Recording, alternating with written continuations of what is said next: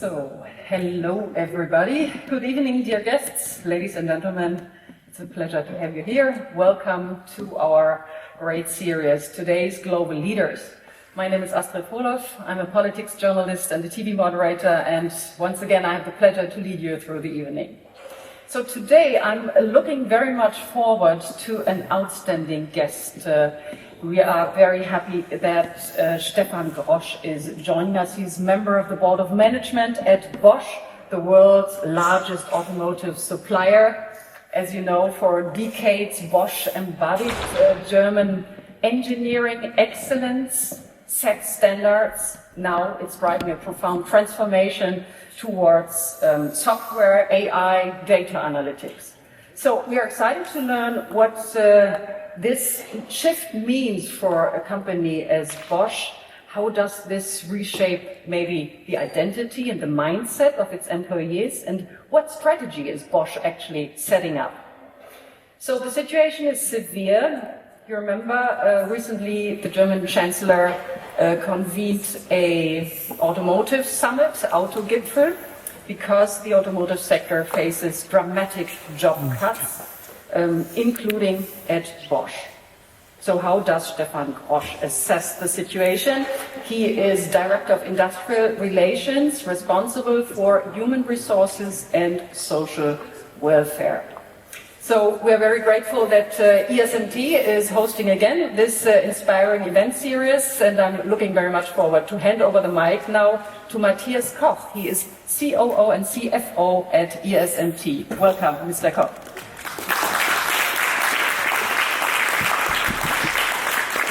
Thank you, Astrid. Good evening, everyone. It's my pleasure to welcome you all this evening's session of today's Global Leader Series. It's now actually the fourth time that the series brings together business leaders who are sharing their insights in navigating change, leading with purpose, and shaping the future of global enterprises.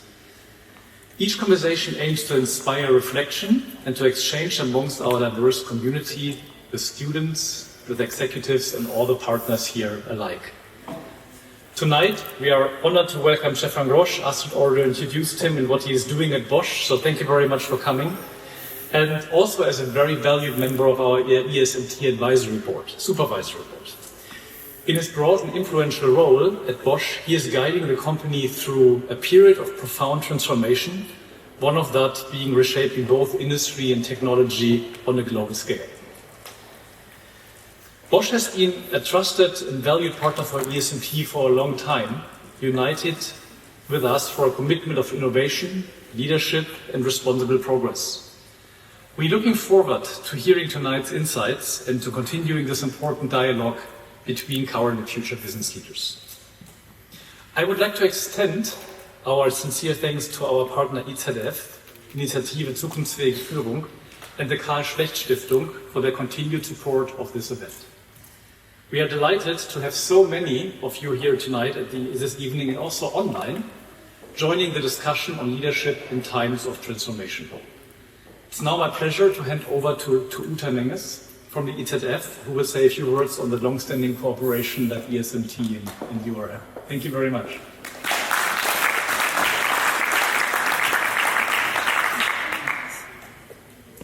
Yeah, warm welcome also from my side. I am representing IZF, Initiative Zukunftswege Führung today. And we are very happy about this long-term cooperation and looking forward to many more sessions to come next year. So we work together with three partners, ESMT, IZF and Karl Schlecht Foundation, you already mentioned. And I think it's a very successful series we have here with many famous and very interesting speakers from global companies. And this session fosters one of our aims we have at Initiative Zukunftswege Führung. The aim is to provide a platform for dialogue, for exchange, for new inspiration from leaders, to hear about their leadership philosophy, to hear about their struggles, to hear about how they overcome obstacles, to hear about their mindset concerning leadership. And so it's my great pleasure to welcome today Stefan Grosch from Bosch, and I wish you a very interesting evening.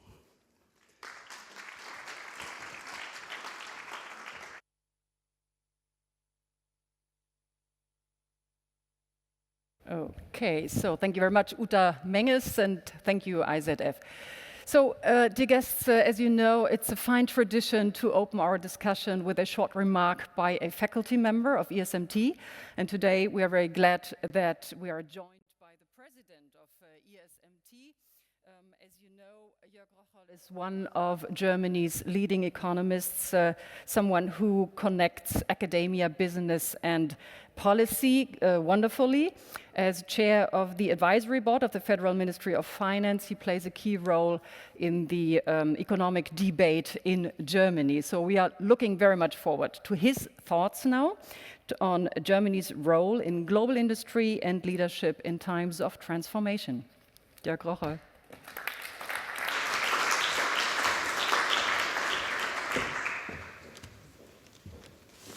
Yeah, thank you very much, Astrid, for the warm welcome. Thank you very much for being with us in particular. Thank you very much, Mr. Grosch, for being with us as a distinguished speaker tonight. This is a great opportunity to really have time to reflect on topics of current concern, of important relevance. And this is why I'm extremely thankful also for the great support we receive from the Initiative Zukunftsfähige Führung and the Karl Schlecht Stiftung. So Uta Menges, thank you very much also on this once more. It can't be thanked enough. Now, the faculty input tries to provide a broader framework on what is happening and what actually drives our current developments. And I would like to start by a quote by Robert Bosch. Robert Bosch said, "Advances in the development of technology, in the fullest sense of the word, serve to provide the greatest services to humanity." So what you can see from this statement by Robert Bosch is that he has a very strong interest, obviously, in technological innovation that advances the company, but also in technological innovation that advances society. So in that sense, you could say it goes to the benefit of the people working for the company, but also beyond to societal need. It is, you could say, a very humanistic way of thinking about innovation, a bridge between industrial, technological progress and social responsibility. And I think it's very obvious, it's very evident that Bosch has, as a company, has demonstrated this legacy throughout its rich history. So really to deliver innovation, to validate exactly the founding ethos that Robert Bosch had. So when we just think, looking at some of the numbers over the past 5 years, Bosch has filed more than 1,500 patents in the field of artificial intelligence, reflecting deep investment in AI across mobility, manufacturing, consumer devices and services. And it's really at the core of everything to have the intellectual property to really instill, to inspire economic growth and really to go to the next level. And at the same time, to also do this in a responsible way. And this is exactly what Robert Bosch said. It's not just about the innovation that leads and brings companies forward. It's also one that really leads to societal progress. When we look a little bit more into detail, it is that Bosch has pushed intensely AI-driven manufacturing, internal multi-agent AI systems in its factories to optimize scheduling, reduce unplanned downtime and streamline throughout. So it's really what is referred to as think ahead, to think ahead using technology in the best possible way. Now, at the same time, and this is what we've already heard, what Astrid already referred to, Germany, Europe has significant challenges at this point of time. When we look just at the Draghi report, we see that Germany, US were at very similar stages just 20 years ago. The economic recovery from the global financial crisis went much faster, much more sustainable in the United States than in Germany. Germany now has had 2 years of recession and this year still struggling to avoid a third year of recession, meaning that it would it is for the first time in 20 years that Germany has 2 years of a recession in a row. And it would be the first time since World War II to have actually 3 years in a recession in a row. So it is a fundamental challenge that we face. And now obviously there's a lot of hope on the government stimulus package, so the 500 billion that are going to be spent. But let's also keep in mind that this is stimulus. It can't overcome the lack of structural changes. It can't overcome the lack of also of innovation that is needed. So therefore, coming back to Robert Bosch, it's even more important that we strengthen the innovation part, that we strengthen what is needed to really lead to a technological progress. In that sense, when we think of figures, leading figures such as Robert Bosch, or think of others like Gottlieb Daimler, Karl Benz, Werner von Siemens, and you probably could think of many more, they actually really embody what we now call pure disruption. So what really they embodied was a full new way of thinking about processes, productions, products, and bring them forward.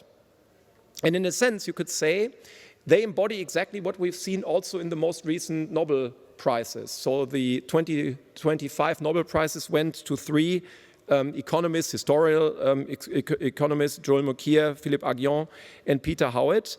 And what actually is really at the core of the reason why they won the Nobel Prize is that technological progress is the most transformative force in human history.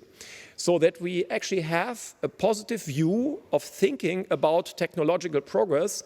In a sense, you could say what I started with the statement by Robert Bosch to be exemplified and to be seen, you could say, in a more academically proven way by the 3 Nobel Prize winners. What we know is that Josef Schumpeter created, almost 100 years ago, created this famous phrasing of creative destruction.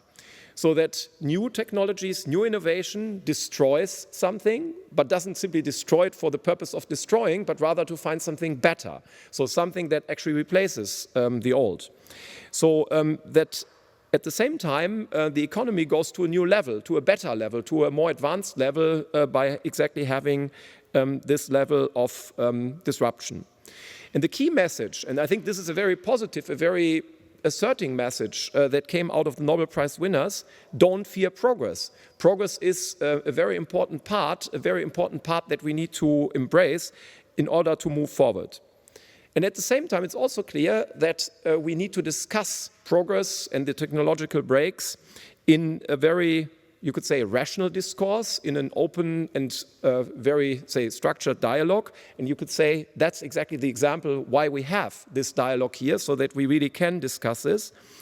But that, in the end, we also embrace in a positive way what new technologies can bring, how innovation in friendly environments ensure that we have progress overall. And this is a progress that Robert Bosch referred to. So in that sense, looking at Germany, looking at Europe more broadly, it's not that we are lacking the ideas. We have enough research. We have groundbreaking research. We have the right talent. We also have the capital.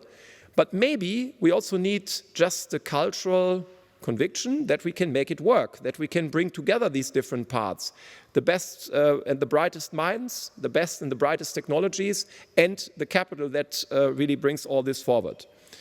And this means to think and go beyond what we currently see, bureaucracy and other parts that really hinder this type of development. To ESMT, and this is obviously also a very important narrative. It's a very important part that we can move forward in this direction, so that we also embody what we actually preach by also making it work. We ourselves started a creative destruction lab, so-called the creative destruction lab. This is obviously coming from Mr. Schumpeter, and it really allows young companies to come up with great ideas and to be promoted and to be mentored in making these companies become really successful in the same way as the ones of Robert Bosch, Gottlieb Daimler and others started as small companies with an idea but then they got the promotion. They had this close interaction between science and practice to bridge the gap between science and practice, between business and academia, to really move forward and really to solve ideas and questions that are of high relevance. And the questions might be a little bit different from the ones we saw at the time of Robert Bosch, but nonetheless, and maybe even more, they are extremely relevant. Thinking of questions of next generation computing, robotics, obviously anything that deals with artificial intelligence. And in that sense, to just put it into one number, when we look into Amazon alone has, and this is not quite comparable, but nonetheless, I think it serves a good message. Amazon alone had last year investments in R&D and infrastructure of more than 80 billion US dollars. All companies in France, all companies together in France, just on R&D had investments of 60 billion euros. So again, it's not quite comparable, but it shows there's a massive race for investments, for embracing new technological advancements. And this is also what we should really take into account, that to really think of what these pioneers and these great entrepreneurs brought together, what they thought actually could be done in order to get to the next level for their companies, as well as for the society. And the societal part is obviously also very important here at ESMT, embodied maybe best by our Institute for Sustainable Transformation, because everything that we do has to be done in a sustainable way. It has to be done in a responsible way. And we also need to have leaders who actually, as Robert Bosch, embody exactly this conscience about bringing forward their companies and thinking about what it means to society. So in that sense, if we'd like to bring this together, these these pioneering entrepreneurs such as Bosch, but then also the insights from Mr. Schumpeter, the insights from the laureates is, progress is not the enemy of stability, it's rather the foundation of the stability. So it is, in that sense, the best way to deal with also all the societal challenge we can go through. So therefore, I would say when we look back at what has made Germany so successful, economically speaking, it was exactly this pioneering spirit to embrace this transformation, to drive the transformation, to be ahead of others in thinking about what actually can be done, also linking it very closely between theory and practice. It requires the freedom to innovate. It needs an environment in which this can be working. And in that sense, I would like to say, despite all the challenges that we see, despite all the challenges we currently see in Germany and in Europe, let's think also about the great opportunities we currently have. We have a society of freedom, one that goes that might even be more valued now in terms of things happening around us. We have a lot of capital. We don't have a capital problem. Maybe we have a capital allocation problem. We don't have a research problem. Maybe we have an innovation problem. We need to see how we can bring the innovation forward. But in a sense, the opportunities we have are also, bigger and more prevalent than at many times before. And this is what obviously also ESMT would like to contribute to, but that all of us need to take a view on in light also of just what we saw coming from the Nobel laureates.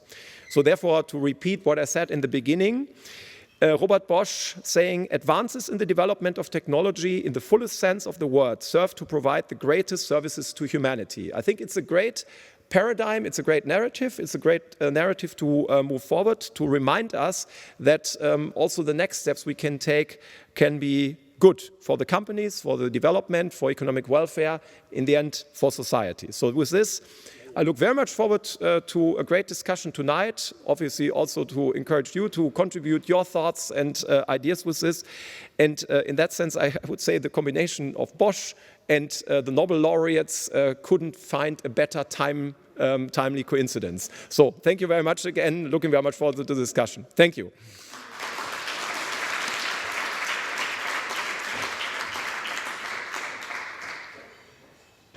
Thank you so much, Jörg Rochel. That was indeed a brilliant analysis and a good analogy.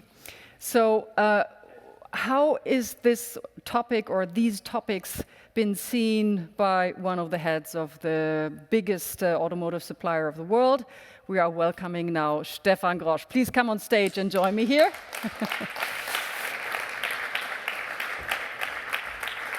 Please take a seat. So I suggest that we will have a talk here in the beginning, and then we open the discussion for more questions coming from the audience. You're invited to put questions, and also our online audience is, of course, invited to put questions. And just a short remark for those of you who are visiting us through YouTube, there is a link below the window which leads you to the question field where you can put questions.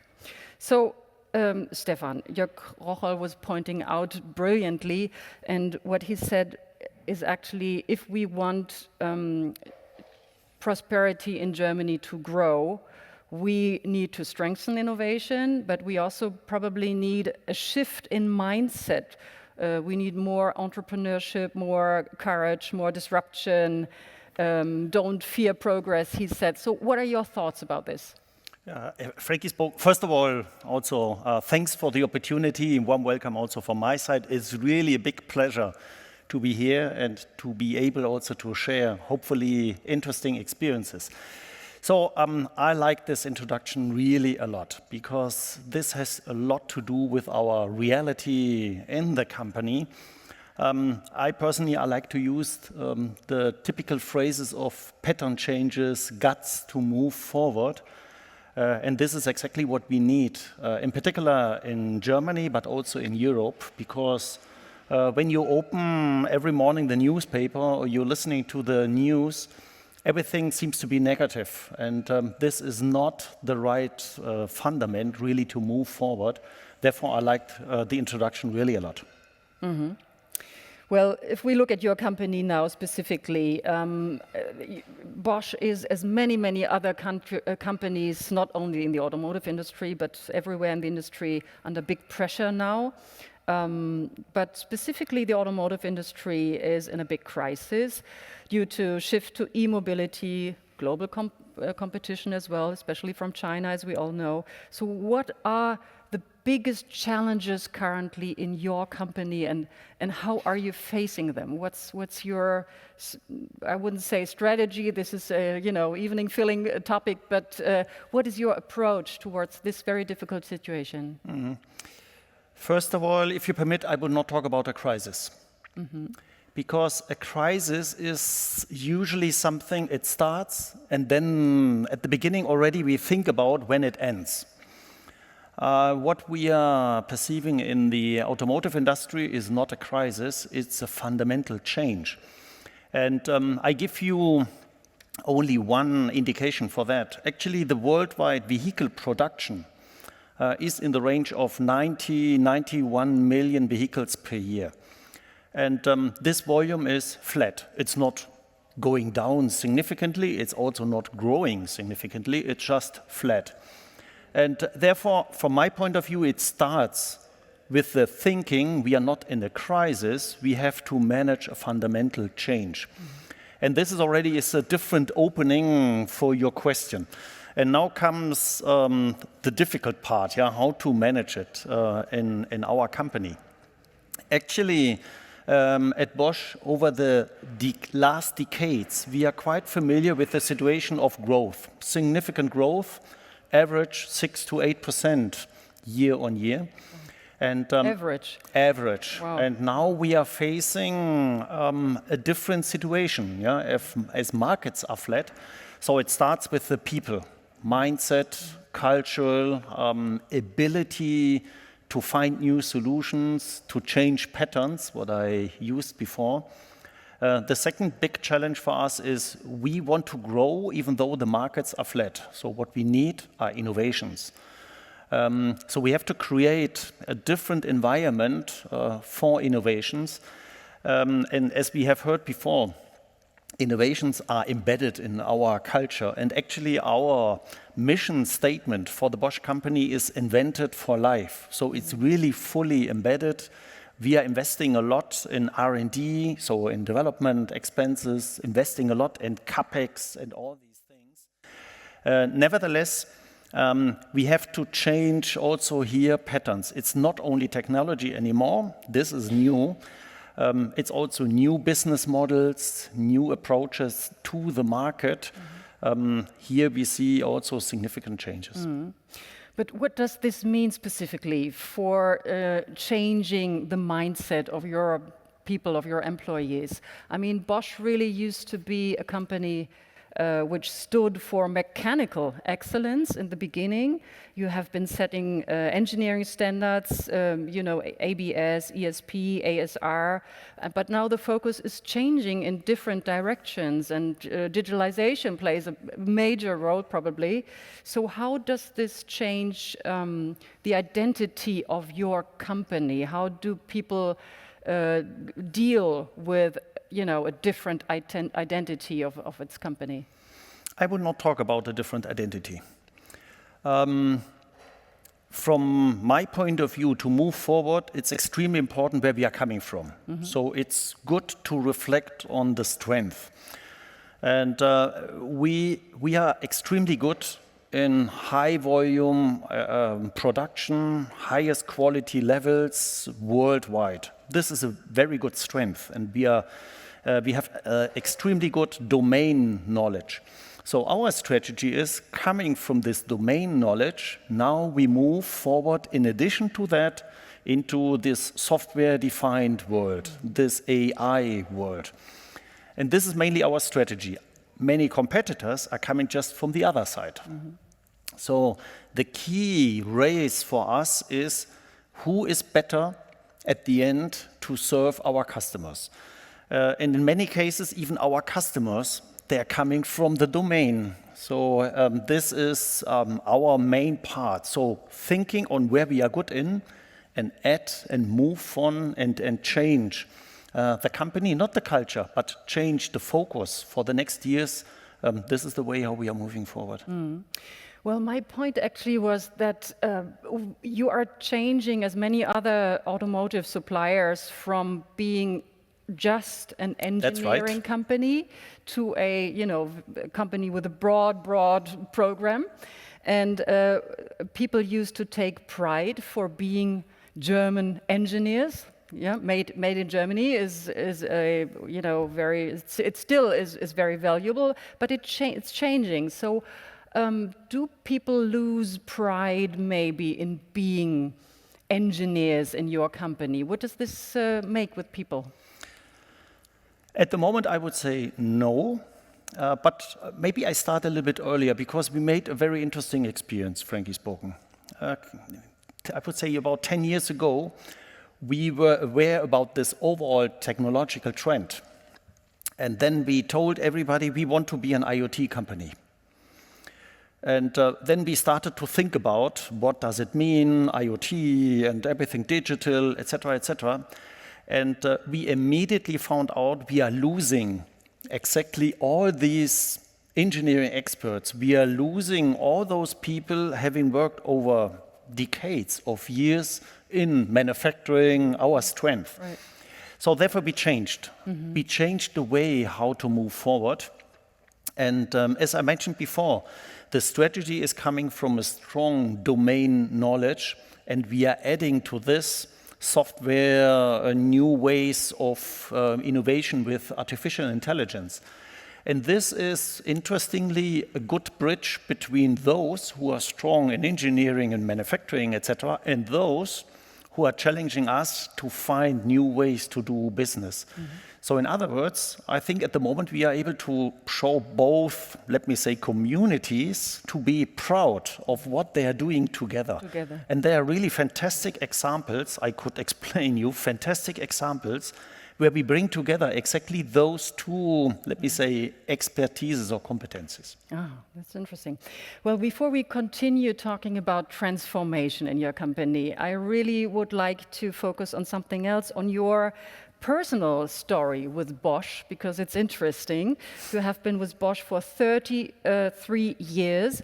You started with a junior managing program. You worked your way up through various leadership positions, including in Spain and Brazil, I think, right to the top of the company. So looking back, was there a single moment that kind of shaped your career, or was this all a master plan behind?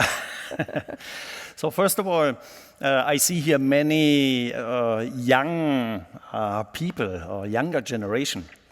So it sounds a little bit strange, yeah, that somebody is working more than 30 years in the company. That's really strange. Yeah? This is really not usual at all. Interestingly, in Bosch, there are many people working over years in the same company. So there must be something else than just in the morning I go to work and then let's wait and see.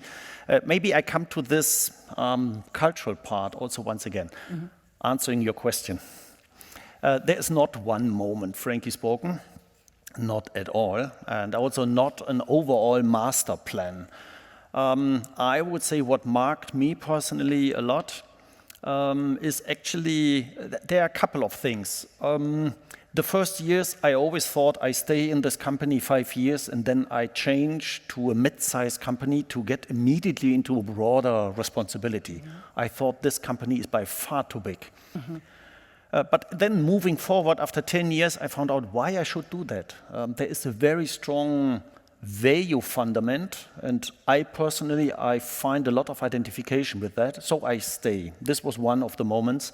The second big moment was really, I worked 9 years abroad, 5 years in Spain, 4 years in Brazil, and this marked me personally significantly, not only in working style, but also personally.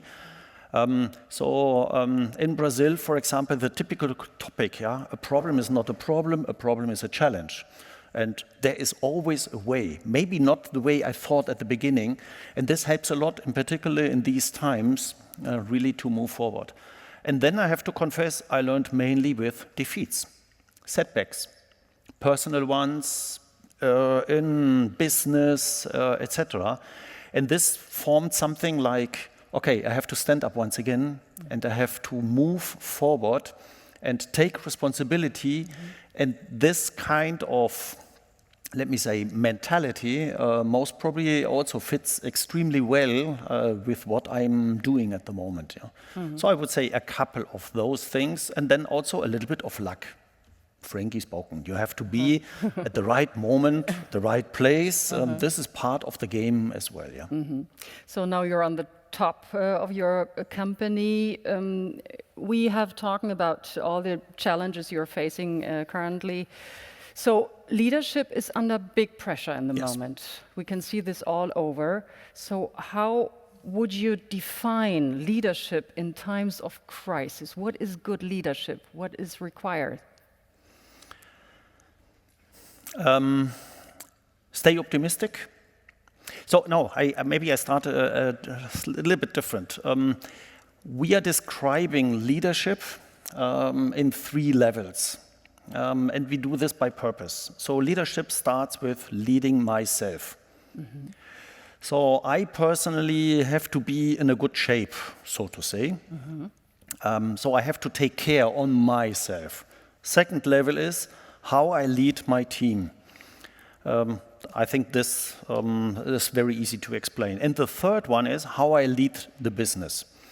So we start to explain our leaders, please think in these 3 levels. Don't forget, or it's not only a business topic, maybe you are extremely good in strategy, but you are personally not balanced, then maybe this is not so good to move forward.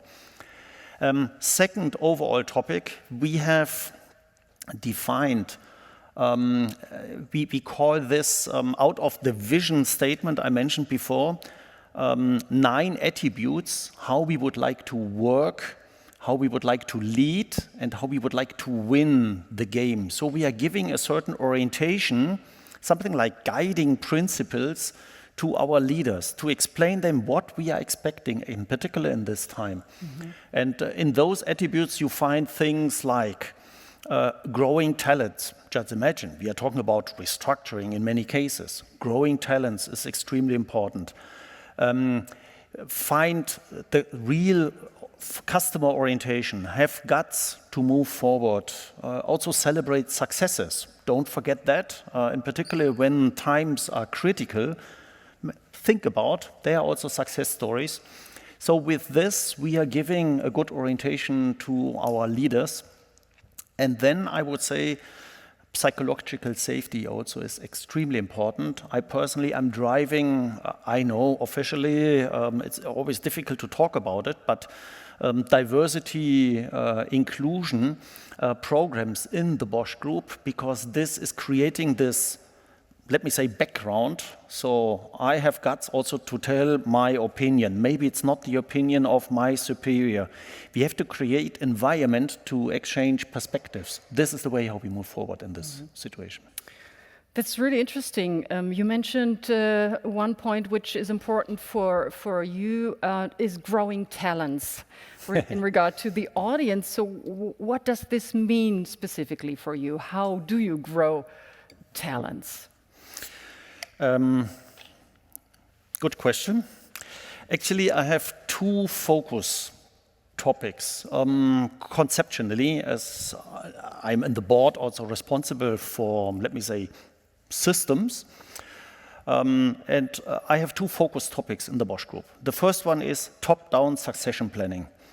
So coming from the top, who are the successors on the next level, and there also ensuring that we have diversity also in the successors, so men, female, different cultures, international, etc., etc. The second system part is bottom up.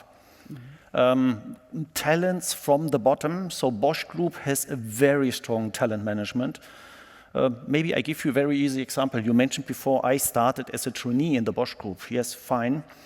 But I take myself, in the last 5 years, I changed 3 times my task and positions.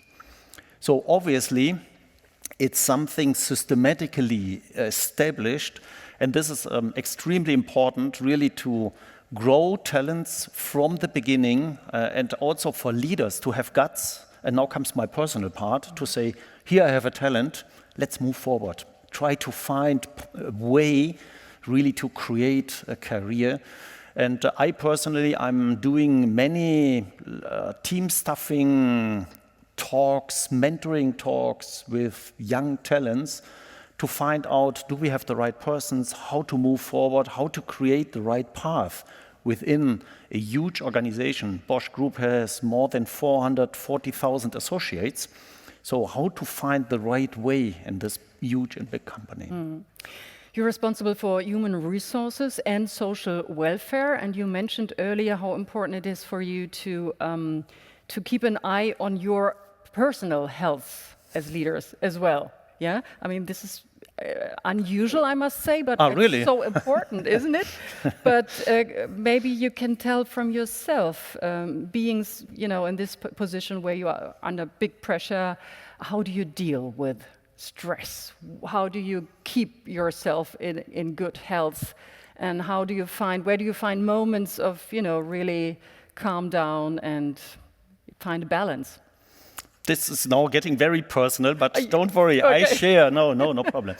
So frankly spoken, and you will recognize, I have worked on it as well. Yeah. So it was not clear at the beginning. And it's not easy. And it's not easy. Right. There are, I would say, mainly 2 principles I have worked out. The first one is I plan my private life first and then business life. So the typical situation at home is, once I'm sitting with my wife, Saturday morning breakfast, and then we think about the next 6-7 months, and then she says, theater, Wednesday, I don't know when, 8 o'clock at night. We go or we don't go? And then I take a look. If it's possible, I say, we go. So on Monday, I go into the office and I say, take care. Wednesday, I go to the theater in 6 months. This is extremely good for me. Yeah.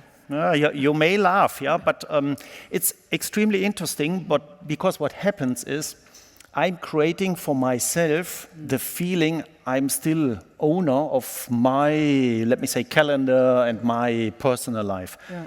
And the second thing is, I have really a very structured or daily structure.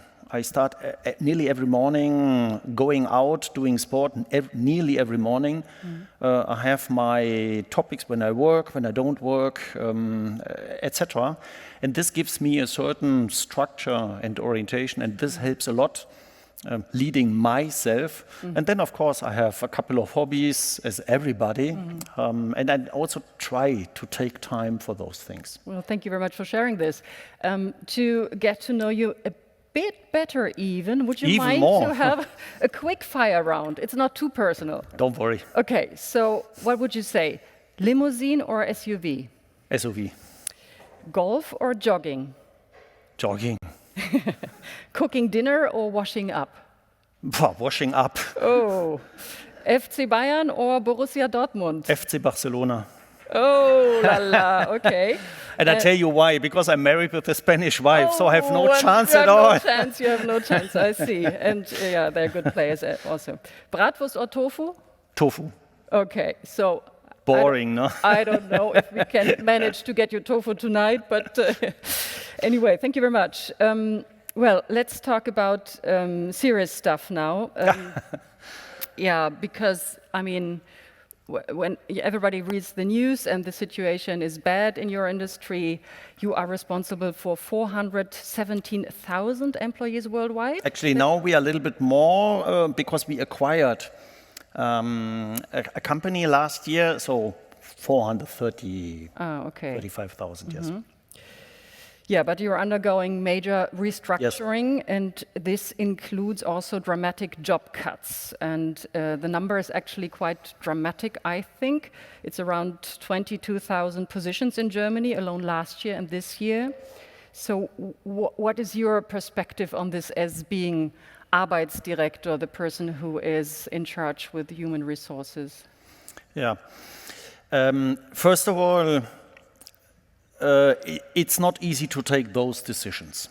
And in particular, in my role, I think it's extremely important also to get a good understanding what is the consequence of just taking a decision to dismiss thousands of people, because there are families behind. This has a strong impact in the company. Yeah, fear is coming up, concerns, so it's extremely important to balance that. On the other hand, and what you mentioned, these are the numbers in Germany. Only. So we are not restructuring, I don't like the word. We are shaping our structure. So we are shaping performance, and we are adapting to different technologies, different market demands. So it's not a restructuring itself. So shaping it sounds much better, and mindset-wise also it's much better. It's not a crisis, it's a fundamental change. And actually looking at it from this perspective, it's sometimes necessary to adapt structures to keep in a good shape for the rest of the business, yeah. And this is the way how also we take it. So we analyze it in depth. We try to take a look to different perspectives, but also we need the consequence to take decisions. And now comes the important part. Important also is how we implement this. So usually at Bosch, we have a very strong culture, and also the way how we reduce our headcount is a very, I would say, social-driven way. So usually it's not something in 3 weeks and then people are out and we don't care anymore. So we are setting up a lot of topics and things, try to find ideas how to move people from Bosch maybe to other areas in the company or maybe outside. This is the way how we are doing it. What is important is really that we need this consequence, in particular in these times, to find the right shape, to be prepared also for new businesses, and also to invest in the future. Yeah? How do you keep people motivated when many employees, I guess, are afraid that they might lose their job in the future eventually? Yeah, the first thing is we tell them, please move. Move? Don't stuck in this situation. What we do usually is, please don't be afraid or have fear to do something. You have to move forward. You have to find ways. Okay. So what we try to do is how to motivate people. First thing is we have to explain what is the new future. What is the target picture? What is the future looking like? Yeah, and my personal experience is usually this helps really a lot. So usually we are now also those announcements, these projects we realize in the next years. So there is time also to get aware on it, to work with it. So we support our associates. So to have a clear target picture is important. Second thing is we involve them to shape the new path. So we make them part of the change. So we give also room. Maybe the solutions are slightly different than what we thought at the beginning. But by this also we motivate and we make them part of this change, of this transformation. This is extremely important. And then, of course, good communication, being close to people, take a look that really everything is working. These are the ways how we are doing it and how we are motivating people. Yeah? Well, many people are not only afraid that they eventually lose their job, but they are also very insecure about things as AI, not only in your company, but all over. So what do we expect from AI in the future? So how do you create a climate of, let's say, confidence, of willingness to deal with new challenges, to really learn your lifelong? How do you create this? First of all, we say we need to do it. There is no way out. There's no way out. And sometimes it's good to face the brutal fact, so to say. Yeah? Sometimes it's really important to say clearly how we see the path. And in this case, we clearly say, okay, you have to come on the boat, or we have difficulties. So we have to explain to everybody, there's not a choice. We have to do it. And within the company, we have defined two paths. No? One path is how we use AI internally in our processes to have much more productivity, be faster, better quality, things like that. And the second path is how we build AI, so how we create new products, new services. So this is the growth part we want to encourage in the way how we foster this in the organization. And then, of course, a lot of training, top-down for top leaders. You can easily imagine I'm not very AI-affine or digital-affine. Yeah? So nevertheless, I need also training to understand, first of all, that I'm not the expert. So I have to understand I need people, a team with experts, but also I have to understand maybe there are overall changes in the company and in the business model I have to identify and then able to work with. And the other way is bottom up, as many trainings as possible for everybody in the company, good practice sharing, etc. So making aware everybody, no way out, we have to do it, we have to find our ways. Mm-hmm. Interesting. I would like to focus a bit on how your business changed in the past. Bosch is now actually facing challenges on several fronts, not only on all, on all actually, yeah. But it's also there is a weakness in consumer spending. There are difficulties in machinery business, automotive industry we mentioned before. There is a slowdown in the heating market, which is also your market. So how is the company planning to steer through these difficult situations? And I would like to add something which I found interesting. CEO Stefan Hartung recently said that Bosch will develop products tailored to individual markets. He said there is no world car or world refrigerator. So what does this mean in specific? So maybe first of all, just to give you an idea, the Bosch Group, we are realizing more or less 90 billion euros of sales. So 60% is the mobility part, so the high portion, but 40%, as you mentioned, is either industrial products or consumer products. And yes, you are right. As a company, and this is really unique also for us, we are very diversified. Not many companies are so diversified as Bosch is. Also, we are not a stock exchange company, we are a limited company. So we have a couple of really strange things. So at the moment, we are facing a very interesting situation because the automotive business is flat. Construction business is flat. Machinery business is flat.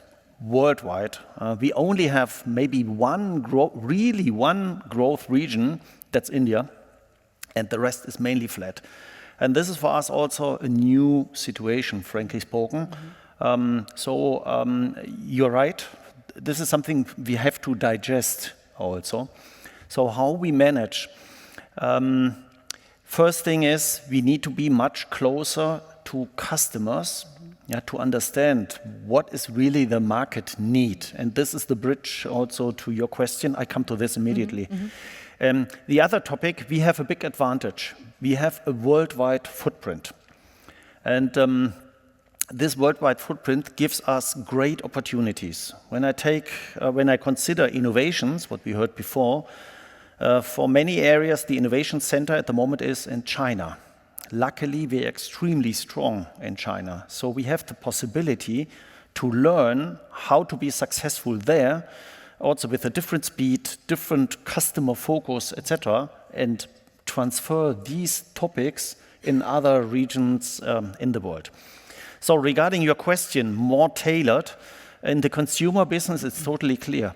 We are not able to deliver refrigerators from Turkey to India, because the need in India is totally different than in Turkey, or in China, totally different than in India and in Turkey.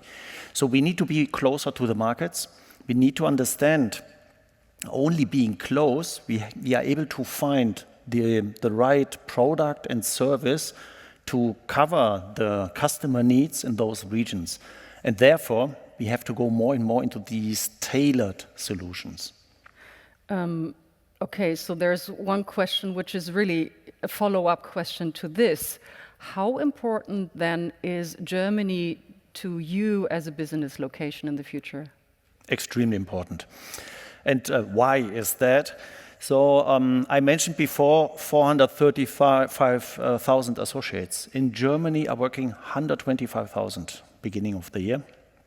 So really a huge number. And actually, the fundament of many topics is still here in Germany. Therefore, we are using this expertise also to create innovations in other regions in the world. And maybe now I come with one example, really my favorite one. It's automotive and maybe also in other areas. We are developing innovations in the Chinese market with teams from Europe, some from Germany, others from other countries in Europe, together with Chinese teams. So they're traveling, they're staying 3-4 weeks each other. We are creating really strong teams, and those teams are innovating and creating innovations in the Chinese market. Our big advantage is we are still strong in Europe and in Germany, and we have the opportunity to learn from those experiences and to be much better also here in our home market. And this is the way how we manage that. You're not afraid to give your know-how away? We need to be faster, quicker. We need to find innovations because I would say protect everything is not possible. Of course, we try to protect as we usually do with IPs, etc. But I think the best strategy is really to create innovations on and make yourself necessary to move forward with partners. Jörg Rocholl talked about innovation and how it's necessary that we are not afraid of innovating and doing new things. So you mentioned, you gave some examples of how you do innovation in your company. So, but one major question in Germany is always, how do you implement innovations into the market? How do we really do the step from R&D into the market? This is really a good one, and also we as a company, couple of times we struggled this go-to-market. Yeah. We are a very technical-driven company, as we heard before.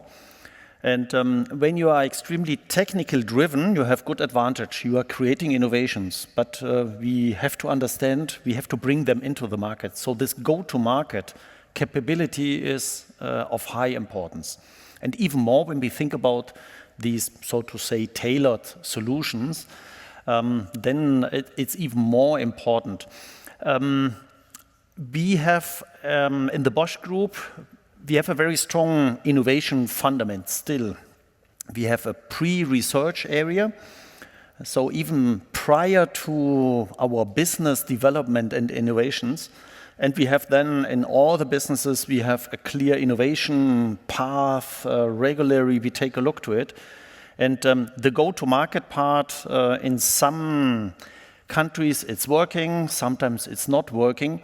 So when I take my example I mentioned before, here it's working. We're extremely successful in the market.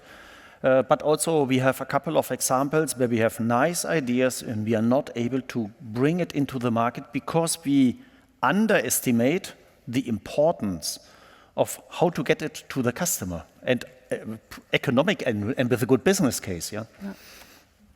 Yeah, I can imagine. I'm looking, the time is running fast, so I would like to put one question which is linked to current policy, actually, concerning your business, the automotive sector. German Chancellor Friedrich Merz made clear that he wants to give more flexibility to the automotive industry on the planned 2035 ban on combustion engines, Verbrennermotoren. So, and he tries to push for this in Brussels too.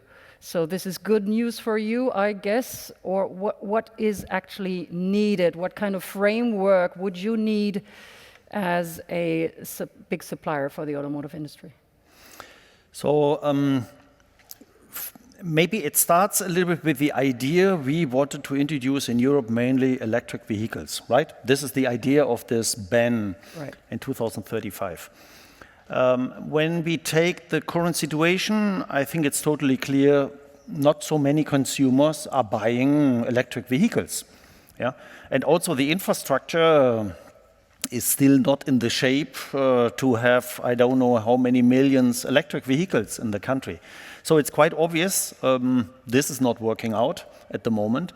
At the same time, we see severe competition from China with extremely good electric vehicles, extremely good, quite innovative, half price of what we see here in the markets, so extremely price competitive.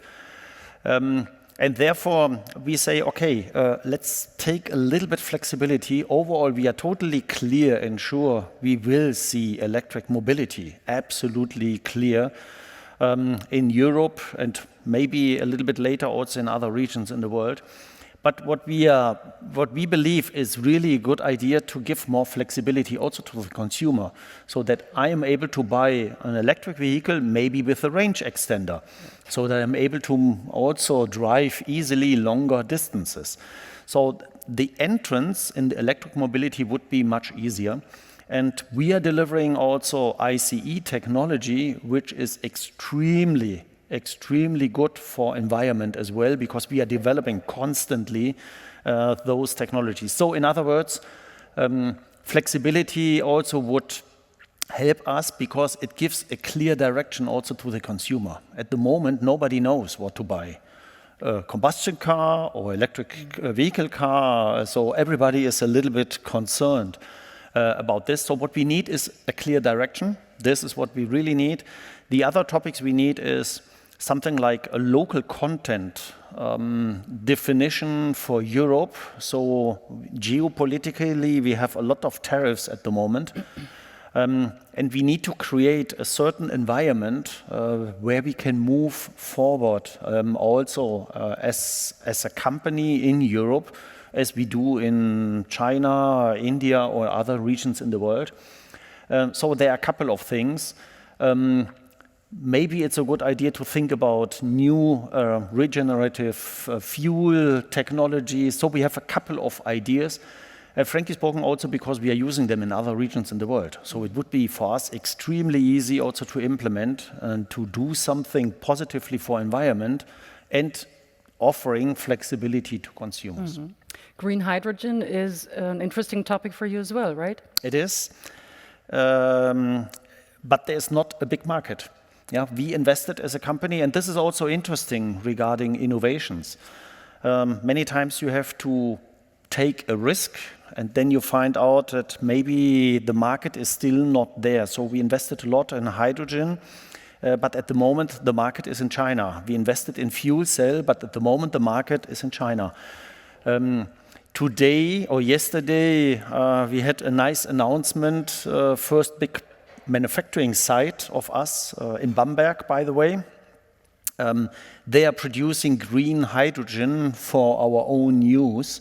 So yes, we are doing, and also we are thinking to extend our business in this direction, also regarding sustainability, yes. Okay, so I would like to give you the opportunity to put questions. If you want to, just raise your hand. Okay, there is one hand up there. The microphone comes, so please go ahead. Could you introduce yourself briefly? I'm Alexander. I work in business intelligence and... Closer. Sorry? My name is Alexander. I work in the field of business intelligence. And thank you, of course, for your nice talk and a lot of interesting ideas which you presented today. My question is regarding technologies. Which other technologies, in addition to AI, you see as something which can disrupt your business in the following years? Sorry, other technologies such as AI, others than... Which other technologies in addition to AI? Like AI is one of them? In addition to AI. Mm-hmm. Thank you. Okay, thank you. Frankly spoken, I have to confess that the AI technology is a big one, a really big one. I mentioned before that we have two focus areas for AI, no? The use and the build part for new products, etc. And I think we still have a very long way in front of us. Other technologies, maybe in the compute area, of course, the technologies are moving forward. But I would say the most disruptive one we see at the moment most probably is really the AI part. This is one thing. And the other one is, and you mentioned that at the beginning a couple of times, software-defined vehicle, software-defined refrigerator, software-defined manufacturing process. This is another extremely disruptive change in the way how we do business in the future, because this goes far beyond AI. Yeah? Here we have to think about a totally different business model and business logic. So this would mean a next fundamental change. I don't know if I'm answering your question in the right direction. Mm-hmm. There was another question. Just the lady put her hand up. Okay. Hello, my name is Lara Mixdorf. I'm a student here at ESMT. I'm currently doing my master's. And my question would be regarding your key takeaways from the fundamental change that Bosch is currently going through, and maybe what are your learnings, and maybe in the future be able to anticipate those fundamental changes, to be maybe even more prepared. Yeah. Thank you. Yeah, thanks a lot. Frankly spoken, good idea.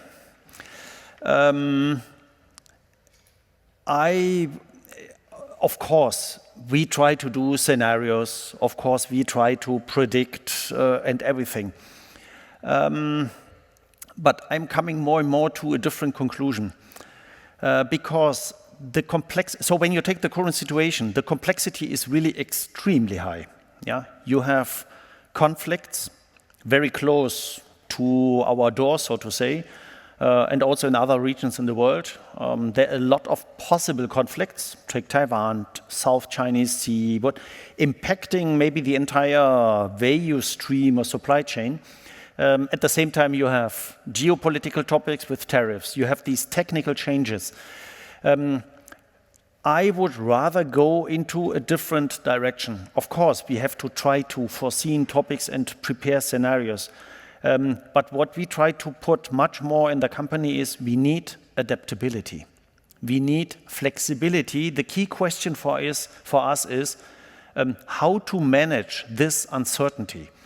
And this is really not a very easy answer. Yeah? How to manage with our people, how to give this, let me say, psychological safety environment with high uncertainty, how to move forward with the businesses. So I would clearly say we need a different speed, we need better adaptation, not these long cycles. In particular, I'm German, so when I start to work, I made a very nice experience. Yeah? I'm always telling that.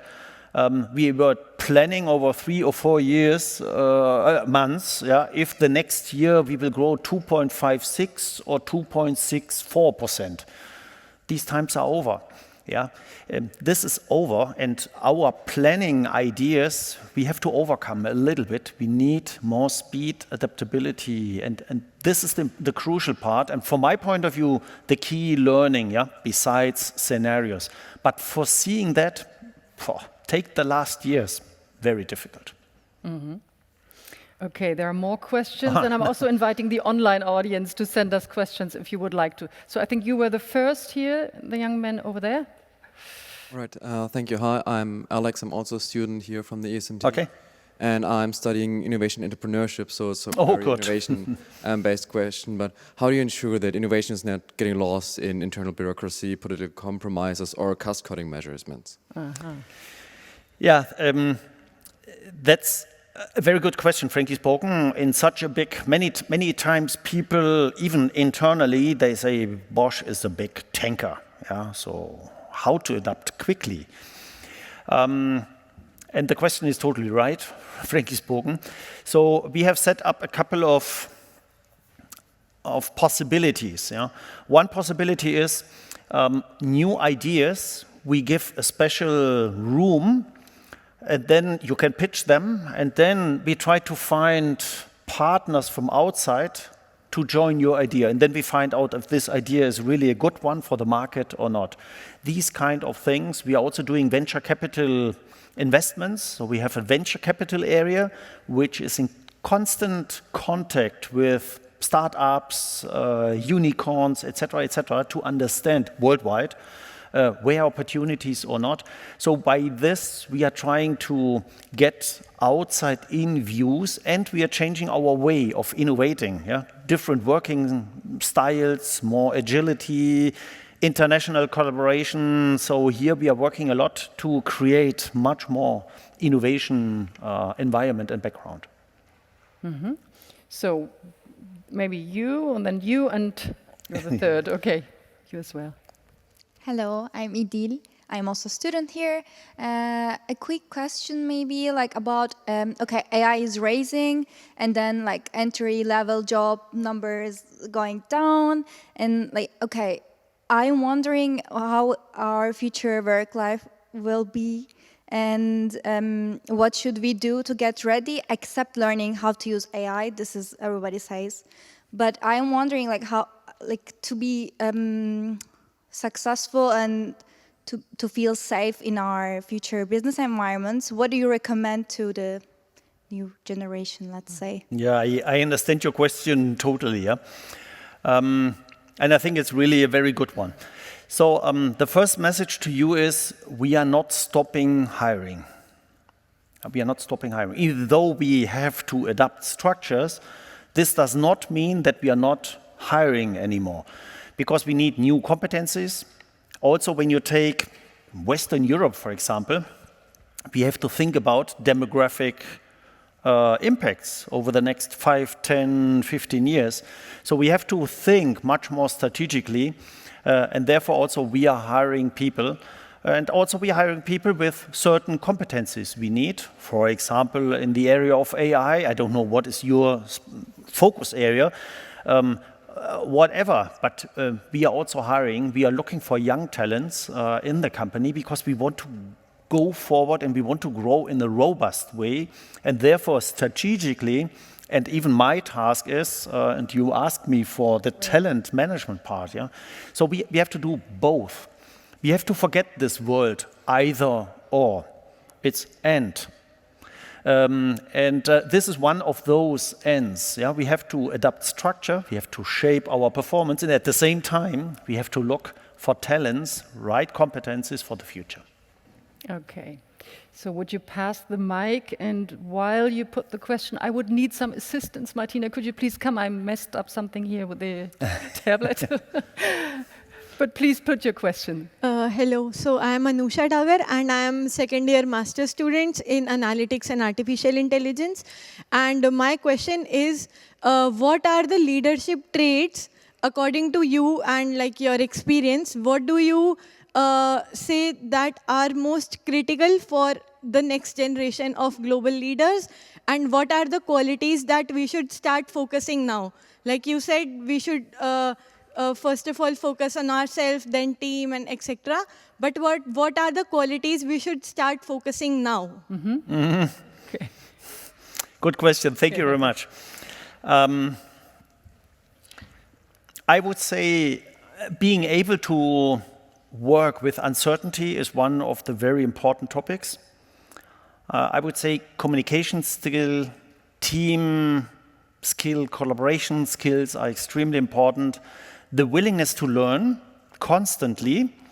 I started to learn at university and then I started to work and that's it, more or less. This is not anymore the new reality. So willingness to learn, willingness to grow is extremely important. And I think a positive mindset, yeah, what we need really, in particular in this situation. There have been some fingers up there. I think you in the second row, then you. Yeah, Stefan, I raise a little bit the average age here. Don't worry, I'm with you and even... I don't have the same length and experience in the automotive industry, but I worked in the automotive industry, and there's one thing what really bugs me. Yeah, before I joined the automotive industry, I made a PhD in a program which was called Kompetenzerhalt Kerntechnik. Funny thing, yeah, right? Competency, keeping the competency in nuclear energy. Yeah, and then for obvious reasons, Germany gave up those competencies. Yes. So when we are now looking on the industry, a lot of people are leaving the industry. And obviously, the first who are leaving are the good ones and the high performers. And I know a lot of them. So are we losing currently too much competence in the automotive industry? And if yes, what we need to do about that? So the risk is always there to lose good performers or competencies. But you asked me the question how to motivate, how to keep people. So, and this is the key question, how to keep people. So hopefully I'm a performer. Hopefully I'm a high performer and I'm more than 30 years in the company. So how to make this happen? And our recipe in our company is we create international teams. So maybe you start working in Germany, but you're in a team working together with people in the US or in India or in China or in Indonesia, depending on the business challenge. So in other words, we are using competences in a network more and more to be able to be more flexible, to be more flexible really to adapt to different business needs. And I would clearly say that this is a very good way to keep people. Another one in the company, very interesting, the younger generation. We have a very strong corporate social responsibility. Yeah, everybody's talking about ESG and things like that. This is for us normal. Yeah, maybe you are aware we are a limited company, and the capital of the company is fully in the foundation. So corporate social responsibility is best. Yeah, and this is a very good reason also for young people to join the company, because they say, okay, there's a little bit more than just a culture and a nice vision. The overall fundament is really different. And then offering career possibilities, the talent management also is creating a good motivation also to stay and to move forward in the company. So we try to give more possibilities for retention and to stay really with us and to move forward. Yeah, I have not talked even about, sorry, it's long now. No, it's okay. You have the opportunity in Bosch, you can start in automotive and maybe B2B, yeah, and then to go to B2C within the same company. Just imagine, yeah. Usually you have to go away to another company and then maybe you come back one day, yeah. Also, we have those kind of possibilities, so people can really grow and try out different things, and this is the way how we try to retain competencies. And by the way, last example, my colleague in the board, responsible for AI, she's chemistry.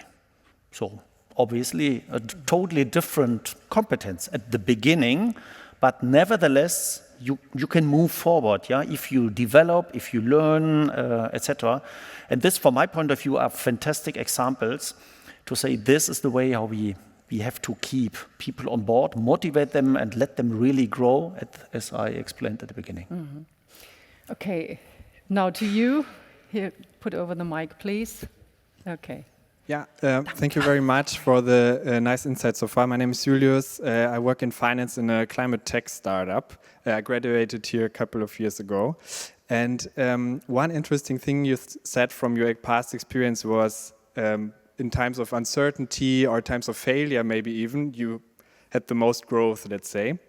And my question is, how do you make sure, because this involves also some risk and courage and taking decisions maybe, so how do you make sure with your direct reports, maybe also on a leadership level, that they also are equipped basically doing or having those or making those decisions, and then two, also basically putting that down in the company, in the entire chain, in the whole organization maybe, because this is what creates innovation and speed, what we now talked about basically over the evening. Yeah, thanks. You're really touching a very interesting and important challenge for us. Because when uncertainty is extremely high, it's good that you have a good strategy and the board taking decisions and moving forward. But you can easily imagine, until a message for myself is going down in the company, this takes a little bit. And also the message is changing, yeah, from level to level. So what we are doing more and more is we are intensifying communication, and we are realizing a lot of skip level communication. So we bring together not only my next level of leaders, but also the leaders below. So this gives us the possibility to send the messages directly and also with different context, and this helps a lot. Nevertheless, it's a big challenge because even new technologies such as streaming, etc., they are good, but face-to-face still is a very crucial topic for good communication in those times. Yeah, a big challenge for us, frankly spoken. Yeah. Thanks for the question. This brings me to our online audience, and I would like to involve them now that the tablet is working again. There's a really good question by Ernest Guillemard. Bosch is transforming into a digitally driven ecosystem company. How do you balance the capital discipline required for a traditional manufacturing portfolio with a venture-style investment mindset needed to finance innovation, especially when returns and time horizons differ so radically? That's really a very good question. And it's not only a topic of investment, it's also a topic of mindset, because the way how you steer those businesses is different than the typical hardware business. So when you are in the software world, it's not good to measure ex post, only what happened in the past. You need new KPIs to measure if forward thinking you are on the right way. And this is also valid for investment. I have to confess a big challenge. I am from the old style. I'm also financial or commercial driven. So I'm more old style. But we have many people also on the board coming from this world. So what we try to do is we create different perspectives. People who have experience with those kind of businesses versus those who are coming more from the traditional part. And then by good communication and exchange, we try to find the appropriate way. But really an interesting challenge, I have to confess. And most probably this is something which will challenge us also in the next years for those kind of fundamental changes. Absolutely right, yeah. Mm-hmm. Another question about people. How do you engage people to shift from usual routine and processes to entrepreneurial and innovative thinking? Yeah, first of all, not everybody would like to shift. Yeah. It starts with this. We have many people, for example, in tax, you mentioned before this tax topic. We have many people in functions, and they're very happy to work in functions, so in legal, in tax, or software developer, or something like this. So, first of all, we don't tell them you have to change, not at all. When you are happy with this is great. We also need a deep expertise on certain topics. For those who would like to change, we offer possibilities to change. As I mentioned before, usually what we do at Bosch, we are evaluating all associates every year regarding growth potential or not. Every year, that's a huge process. By the way, I will do this tomorrow regarding my functional responsibilities. So every year we do these kind of evaluations, not to tell everybody, you are good or you're not so good. It's more to find out you want to change, you want to move, in which direction. So together with HR experts, we try to find how to create those shifts. And this is the way how we manage it. But please take in mind, not all the people would like to change. Yeah? So this is important as a fundamental assumption. Mm-hmm. Another question is about innovation again. To drive the innovation in your company, what approach do you consider appropriate? There are two approaches. Small, focused milestones or improvements, or big booms. Which of two approaches brings higher customer satisfaction, in your opinion? Either or, no, both. I'm not able to answer, but directly or generally. It also depends on what a big boom actually is. Depends on what right? a big boom is. However, maybe I use the question to explain another interesting challenge for us. And the interesting challenge is, and we are a German company, and it's a very interesting challenge. Yeah. So usually when we drive innovations, we have a little bit the pattern. First, we have to think about how to get resources and the budget. And then we start a longer development period. And then we invest in something to produce, and then we start production. So this is the wrong way to move forward, because we also experiencing, for example, in China or in India, a different approach. We start small. Yeah, we don't go too quickly into a risk, also financial risk. And then we find it with a partner, the right approach, and then we scale it slowly. Most probably this was not the idea of the question, but I try to use it. And also we have big innovations, yeah, and this most probably fits much better with that. So when you think about highly automated driving, these are really huge innovations. Or hydrogen technologies. These are bigger innovations. So we have both, and we need both. Mm-hmm. So in regard to the time which is running, I have one last question for you, and I put this question very often to our guests here as a last question. And this is referring, of course, to the many young high potentials we have in the audience today. So what advice would you give to aspiring young leaders as they shape their careers? What should they keep in mind when they consider next steps in their career? First of all, stay positive, even in those times. Yeah, I'm picking up a little bit what you mentioned before. This is extremely important. I know that the economical environment, and this is not only Bosch, overall the environment is quite challenging. I personally believe, think about the ideas of leadership, leading myself, teams and business. Think about this a little bit, because we need people also with certain attitudes, learning attitude, team attitude, moving forward, having guts. I'm not talking about being a specialist in artificial intelligence or finance or whatever. So it's what we need is a little bit more than just a speciality in one area. And I would say having guts and taking responsibility. This is a big topic I would like to give you on your path. And maybe the last one, an experience I've made in particular in a big company.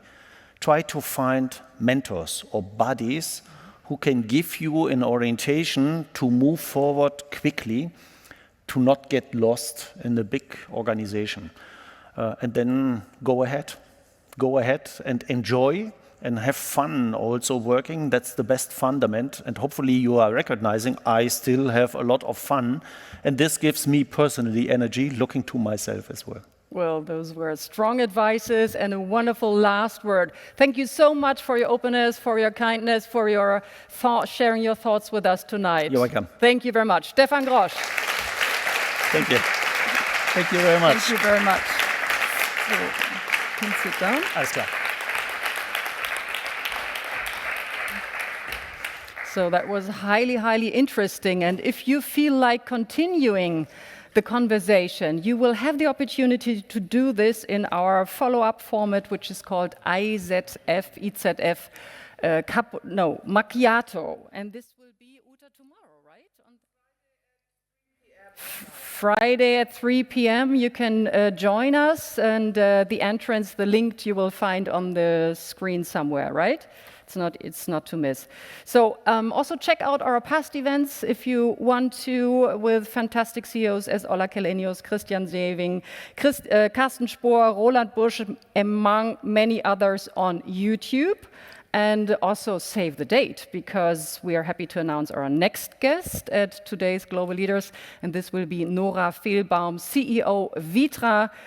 Please save the date, February 11th at 6 p.m. So before we close, I would like to thank you for sharing your thoughts, for putting great questions. Thank you for being here. And I would like to invite you for a little get-together if you want to. There are cool drinks in the floor just below. So thank you very much. Have a nice evening and see you again. Thank you.